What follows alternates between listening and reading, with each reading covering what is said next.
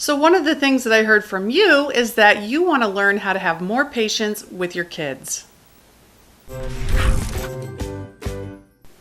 Welcome back to Transformational Tuesday. I'm Heather Paris, and I'm here to give you tips and techniques to live inspired now. And today we're going to talk about how to have more patience with your kids. I'm going to give you 6 quick steps, and hopefully they will help you become more patient so that you'll have a better relationship with your kids. And you can apply these things to every relationship that you have. So number 1, figure out what and when you're being triggered. When do you need more patience? Get very clear about that. For me, I know in the past, I've had trouble being patient in the morning when I'm getting kids out the door to school. I'm rushing around trying to get all the kids ready and brush their teeth and brush their hair and make the lunches and get everyone out the door, and I can become really cranky.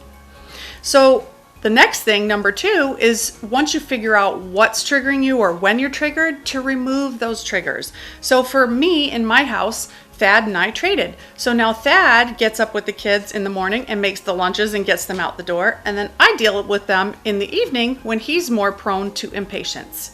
So remove the triggers if you can.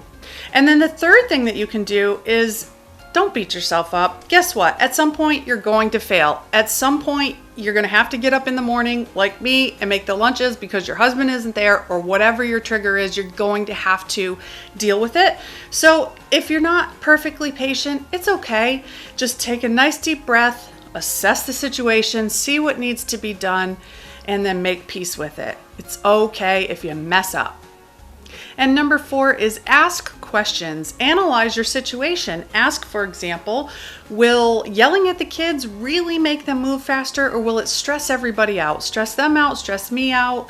Will freaking out about the lunches really get them made any faster? Absolutely not. When you start to question why you're doing things, then your rational mind will kick in and help you make a different choice.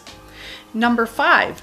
Be around patient people. I can't tell you how many people in my life previously were really super high strung. Now I'm very passionate, but I'm not very high strung. So if you're going to be around really uptight or high strung people, realize that that might trigger you into being more impatient. So think about who you're surrounding yourself with. And then number 6, I really love this one, and this is going to seem so crazy, but number 6, punch a stuffed animal. I know it sounds crazy, but you know what? If you're feeling really triggered or like you're about to be really impatient, you are allowed to go into another room, close the doors, and freak out. Everyone needs to discharge sometimes. I'm not telling you you have to be completely perfect and always have the utmost amount of patience. Sometimes you can relieve that impatience quietly in a healthy way in your room. So if you want to go punch a stuffed animal or go behind the door, just jog or make angry faces for a few minutes, do it. You will be surprised at how awesome that makes you feel because you're getting all that negative emotion out. Give it a try. I know it sounds weird. One last thing.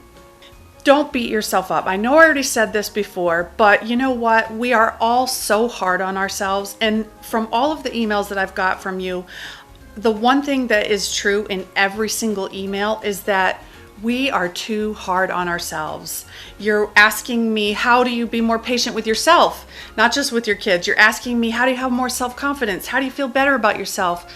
Be kind, not just to other people, but to yourself, because you deserve it just as much, if not more, than everyone else. And the kinder you are to yourself, the more patience you'll have with everyone else. So, I hope you like this video. One last thing that I want to say is that if you really like this video, please share it with somebody who can use it. And also another awesome announcement is that our iTunes have been approved, so you can look for Live Inspired Now on iTunes. And if you don't find it in the search, it will be there in the next couple of days, but we are there, and I will put a link below, so check it out. Keep your comments and questions coming in. Heather@liveinspirednow.com. I love to hear from you. Thanks. Go share this video with somebody who could really use it today. Thank you.